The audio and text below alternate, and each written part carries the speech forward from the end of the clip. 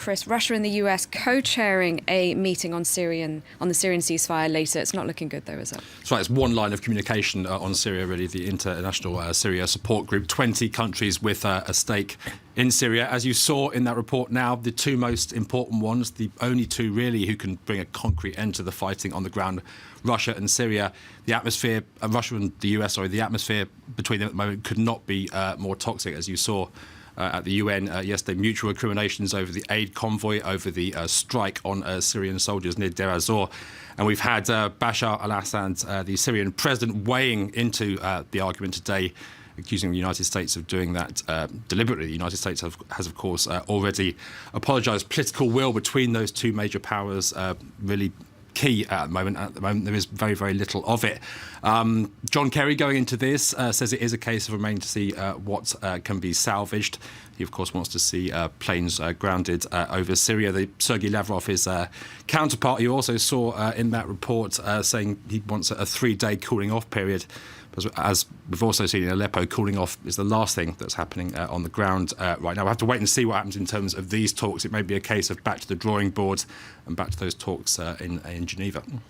That's the thing. What about the talks in Geneva? Could there be some soon and some progress, even if they don't manage to save the ceasefire? The UN Deputy Syria Envoy says that he's hopeful in terms of getting those talks started again. In theory, there is now room for discussion, for negotiation, at least since the Russian intervention in Syria. What we've seen on the ground is a great improvement in terms of Bashar al-Assad's hand, but also really stalemate in terms of the main war between Assad and the rebels, a situation in which nobody really can force an outright win, one which in theory should lend itself to negotiation.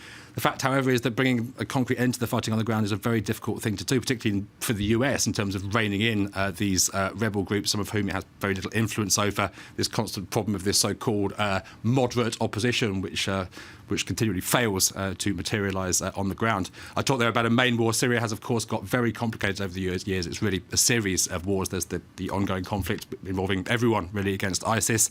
Then there are issues like the effective carving out of a Kurdish enclave in the north of the country, which is a real worry to neighbouring Turkey. Another thing to keep our eyes on in coming months, of course, is the US presidential election. Difficult to know really how that might change the dynamic, but Hillary Clinton perhaps more hawkish than Barack Obama in terms of supporting and arming rebel groups. Donald Trump perhaps more amenable to working with Moscow and Assad.